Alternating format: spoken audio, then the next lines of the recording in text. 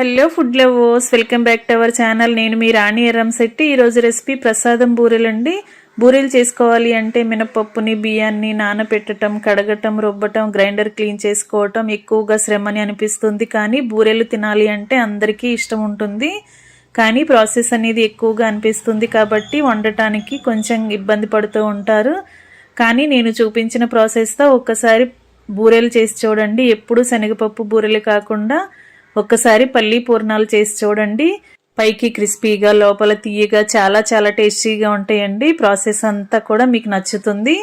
ముందుగా 1 కప్పు నిండా బొంబాయి రవ్వని, 1 కప్పు పొడి బియ్యం పిండిని, 1/2 కప్పు బెల్లం తురుముని, 1 కప్పు పల్లీలు తీసుకోండి. 1 కప్పు చిక్కటి పాలు తీసుకుని కొన్ని నీళ్లు తీసుకోండి. ఇంగ్రీడియంట్స్ అన్నీ చూసారు కదా. ఇప్పుడు పల్లీలను కళాయిలో వేసి కళాయిని స్టవ్ మీద పెట్టి లైట్గా ఫ్రై చేసినట్లయితే, లో ఫ్లేమ్లో ఫ్రై చేసినట్లయితే లోపల వరకు కూడా క్రిస్పీగా ఫ్రై అవుతాయి. అలాగే పై పొట్టంతా ఈజీగా ఓపెన్ అవుతుందండి. వీటిని ఒక ప్లేట్లో పోసుకుని బాగా చల్లారిన తర్వాత పై పొట్టంతా ఓపెన్ చేసి పప్పుల్ని బద్దల్లాగా చేసుకుని ప్లేట్లోకి పెట్టుకోండి. ఇప్పుడు 1/2 కప్పు బెల్లం తురుము కూడా కళాయిలో వేసుకుని ఒక 2-3 టేబుల్ స్పూన్లు మాత్రమే వాటర్ని పోసి ఈ కళాయిని కూడా స్టవ్ మీద పెట్టి బెల్లాన్ని బాగా కరగనివ్వండి. ఎలాంటి పాకం రావాల్సిన పని లేదండి. గడ్డలన్నీ కూడా కరిగిన తర్వాత స్టవ్ ఆఫ్ చేసుకుని ఈ బెల్లం సిరప్ అంతా కూడా ఒక గిన్నెలోకి స్ట్రైనర్తో వడగట్టుకోండి. బెల్లంలో ఇసుక అనేది, డస్ట్ అనేది ఉంటుంది, పుల్లలు అనేవి ఉంటాయి కదా, అవన్నీ కూడా మన రెసిపీలోకి రాకుండా ఇలా స్ట్రైనర్తో వడగట్టి ఈ గిన్నెను పక్కన పెట్టుకోండి.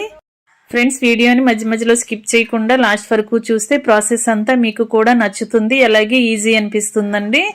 ఇప్పుడు అదే కళాయిని క్లీన్ చేసుకుని 1 కప్పు చిక్కటి పాలు పోసుకోండి. అలాగే 3 కప్పుల వరకు వాటర్ని పోసుకోండి. 3 కప్పులు వాటర్ అంటే మొత్తం కలిపి 4 కప్పులు అవుతాయండి. పాలు వాటర్ కలిపి 4 కప్పులు. ఎందుకంటే మనం 1 కప్పు బొంబాయి రవ్వకి 2 కప్పుల వరకు వాటర్ తీసుకోవాలి. అలాగే 1 కప్పు పొడి బియ్యం పిండికి కూడా 2 కప్పుల వాటర్ తీసుకోవాలి. అంటే 2 కప్పుల ఇంగ్రీడియంట్స్కి 4 కప్పుల వరకు వాటర్ అనేవి పడతాయి. అలా తీసుకుని కళాయిని స్టవ్ మీద పెట్టుకుని పాలు కాగిద్దాం. పాలు కాగుతున్నప్పుడు 1 టేబుల్ స్పూన్ పంచదార వేసుకోండి. ఈ పంచదార అంతా కూడా పాలల్లో బాగా కలిసేలా కలిపి పాలని కొంచెంగా కాగనివ్వండి. మరీ ఎక్కువగా మరగాల్సిన పని లేదండి. ఇలా పొంగు రావటం స్టార్ట్ అయిన తర్వాత చిటికెడు సాల్ట్ వేసుకుని సాల్ట్ అంతా కూడా పాలలో బాగా కలిపిన తర్వాత మనం కొలిచి పక్కన పెట్టుకున్న 1 కప్పు ఉప్మా రవ్వని అలా కళాయిలో వేసుకుని గరిటెతో కలుపుకుంటూ పాలలో కలపండి. ఈ విధంగా కలపండి. ఫ్లేమ్ని తగ్గించండి. లో ఫ్లేమ్లోనే ఈ ప్రాసెస్ చేసుకున్నట్లయితే పిండి అంతా కూడా ఉండలు లేకుండా కరెక్ట్గా కలిసిపోతుంది. అలాగే రవ్వ అంతా పోయటం కంప్లీట్ అయిన తర్వాత 1 కప్పు పొడి బియ్యం పిండిని కూడా అదే పాలలో వేసుకుని ఇవి రెండు కూడా పాలల్లో వాటర్లో బాగా కలిసేంత వరకు గరిటెతో బాగా కలపండి. వాటర్ అనేవి చాలా లేదు అని మీకు అనిపిస్తే మరి కొంచెంగా యాడ్ చేసుకోవచ్చండి.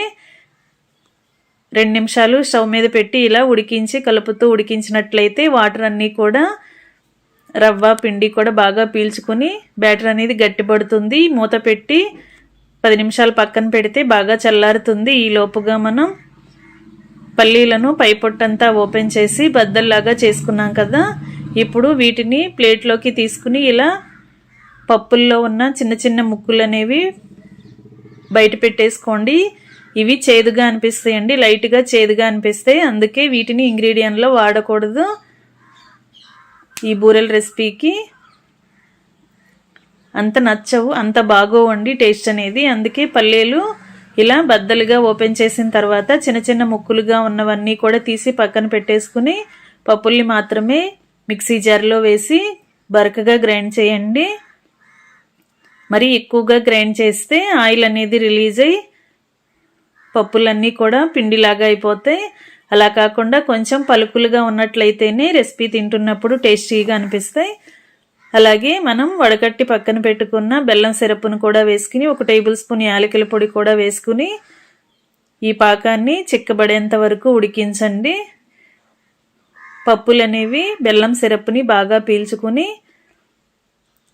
స్వీట్ అనేది దగ్గరగా ముద్దలాగా ఉడకాలి. ఇలా ఉడుకుతున్నప్పుడు మధ్య మధ్యలో 2 టేబుల్ స్పూన్లు నెయ్యి వేసుకుని కలుపుకున్నట్లయితే ఈ స్వీట్ అనేది కళ్ళైకి అంటుకుపోకుండా ఈజీగా సపరేట్ అవుతుంది. అలాగే బూరెలకు టేస్ట్ అనేది కూడా చాలా చాలా బాగుంటుంది. కొంచెం నెయ్యిని ఎక్కువగా అయినా వేసుకోవచ్చండి. బూరెలకు టేస్ట్ అనేది చాలా బాగా వస్తుంది.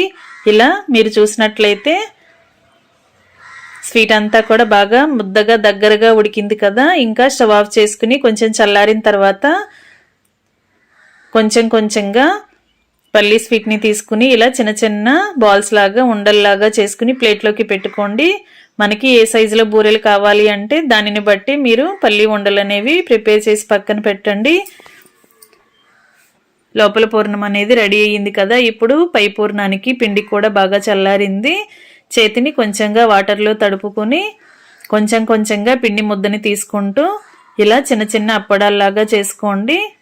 మరీ పల్చగా కాకుండా మరీ మందంగా కాకుండా మీడియంగా చేసుకోండి. ఏదైనా ప్యాకింగ్ కవర్ కానీ ఆయిల్ ప్యాకెట్స్ కానీ తీసుకుని దానికి కొంచెంగా ఆయిల్ని కానీ నెయ్యిని కానీ అప్లై చేసి ఇలా చిన్న చిన్న అప్పడాల్లాగా ఒత్తుకుని మధ్యలో ఈ పల్లీ పూర్ణాన్ని పెట్టి నేను చూపించిన విధంగా మొత్తం అంతా క్లోజ్ చేసి ఒక ప్లేట్లోకి పెట్టుకోండి. ఇదే ప్రాసెస్తో మిగిలిన పల్లీ ఉండలన్నీ కూడా బియ్యం పిండి ముద్దలో పెట్టుకుని అన్నీ కూడా ముందుగా రెడీ చేసి పెట్టుకుంటే డీప్ ఫ్రై చేయడానికి మనకి ప్రాసెస్ అనేది ఈజీ అవుతుందండి. చేయటం కంప్లీట్ అయిన తర్వాత స్టవ్ ఆన్ చేసి కళాయి పెట్టి డీప్ ఫ్రైకి సరిపడా ఆయిల్ పోసి ఆయిల్ కాగిన తర్వాత ఫ్లేమ్ని మీడియంలో పెట్టుకుని ఆయిల్కి పట్టినన్ని బూరెలను కళాయిలో వేసుకోండి. లో ఫ్లేమ్లో ఉడికించినట్లయితే పైపిండి అంతా కూడా బాగా ఉడుకుతుంది. అలాగే పూర్ణాలు అనేవి క్రిస్పీగా టేస్టీగా వస్తాయండి. చాలా చాలా బాగుంటాయి. ఈ విధంగా క్రిస్పీగా ఫ్రై అయిన తర్వాత ఆయిల్ నుండి తీసేసి ప్లేట్లోకి పెట్టేసుకోండి. ఇదే విధంగా మిగిలిన వాటిని కూడా ఆయిల్కి పట్టినన్ని కళాయిలో వేసుకుని వాటిని కూడా క్రిస్పీగా డీప్ ఫ్రై చేసి డీప్ ఫ్రై చేయటం కంప్లీట్ అయిన తర్వాత స్టవ్ ఆఫ్ చేసుకుని వేడివేడి బూరెలను సర్వింగ్ ప్లేట్లోకి తీసుకోండి.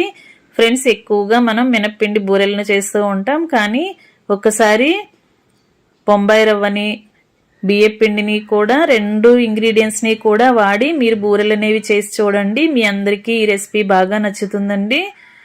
చిన్నపిల్లలు, పెద్ద వయసు వారు అందరూ కూడా బాగా ఇష్టపడి తింటారు. అంతేకాకుండా పండుగ సందర్భాల్లో పని ఎక్కువగా ఉంటుంది. ఒత్తిడిగా ఉన్నప్పుడు చాలా సింపుల్గా టేస్టీగా ఈ రెసిపీ అనేది కంప్లీట్ చేసి ప్రసాదంగా పెట్టుకోవచ్చు. అంతేకాకుండా ఇంట్లో ఉన్న ప్రతి ఒక్కరికి కూడా ఈ రెసిపీ బాగా నచ్చుతుందండి. మీరు కూడా తప్పకుండా కుక్ చేసి చూడండి. వీడియో నచ్చితే లైక్ చేయండి. మరొక రెసిపీతో మళ్ళీ కలుద్దాం. Thanks for watching.